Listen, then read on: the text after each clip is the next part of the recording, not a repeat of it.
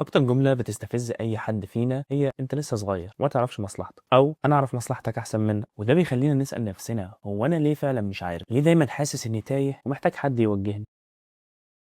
في إحدى الدراسات أثبت إن 75% من الشباب تحت 25 سنة بيعانوا من مشكلة اسمها شلل القرار، وده بسبب إن هم طول حياتهم بيتلقوا أوامر بس. أنا النهاردة مش جاي أنظر عليك ولا أقول لك مصلحتك فين، أنا جاي أوضح لك النهاردة هم إزاي نجحوا يخلوك ما تعرفش فين مصلحتك، وليه بتستنى الإذن قبل ما تاخد أي خطوة. لو عايز تفهم سيستم التوهان ده سببه إيه، كمل معايا للآخر علشان نكسره النهاردة.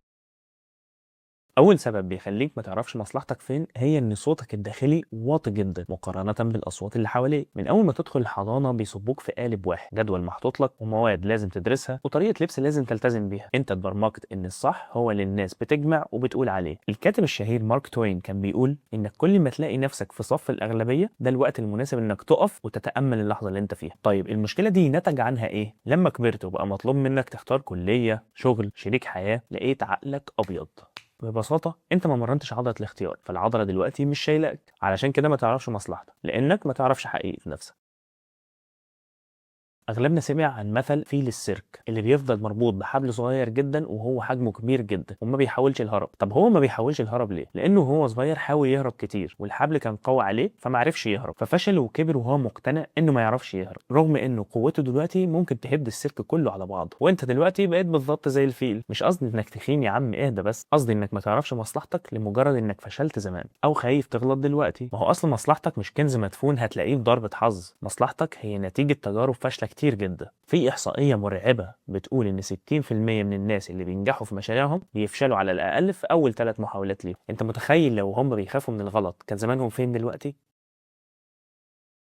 في كذبة كبيرة والعالم كله مصدقها، وهي إن في كتالوج للمصلحة: ذاكر، انجح، اتخرج، اتوظف، اتجوز. لكن لو بصيت بنظرة واسعة شوية هتلاقي إن دي مصلحة المجتمع علشان يفضل مستقر، مش مصلحتك أنت كفرد متميز. أينشتاين كان بيقول: الجميع عباقرة، ولكن إذا حكمت على سمكة بقدرتها على تسلق شجرة فستعيش حياتها كلها معتقدة إنها غبية. أنت مش عارف مصلحتك لأنك بتدور عليها في كتالوجات الناس. مصلحتك ممكن تكون في حاجة الناس شايفاها تافهة أو في طريق هم شايفينه خطر. علشان كده لازم تعمل كتالوجك الخاص بيك. طول ما أنت بتدور على مصلحتك في عيون الناس عمرك ما هتشوفها بوضوح. طيب ازاي تعرف مصلحتك؟ قبل ما اقول لك ازاي تعرف مصلحتك عايزك تقول لي ايه من الاسباب اللي احنا قلناها هي سبب تهاونك دلوقتي. انزل اكتب لي في الكومنت وارجع عشان اقول لك ازاي تلاقي مصلحتك.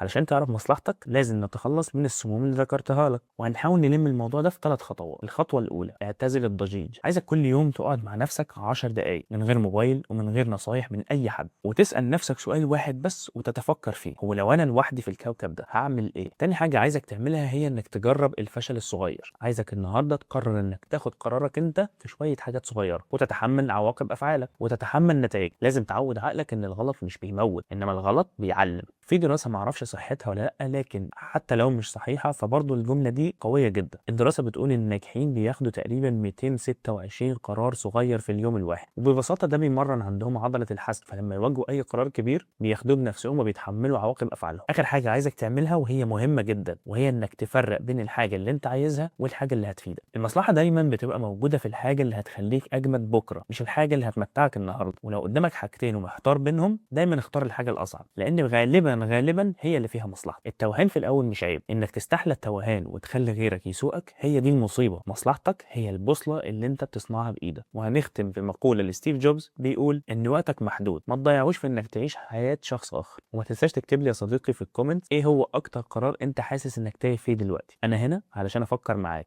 مش علشان أفكر مكانك. وما تنساش كمان تعمل لايك وتتابعني علشان نتقابل في الفيديو الجاي إن شاء الله. وسلام.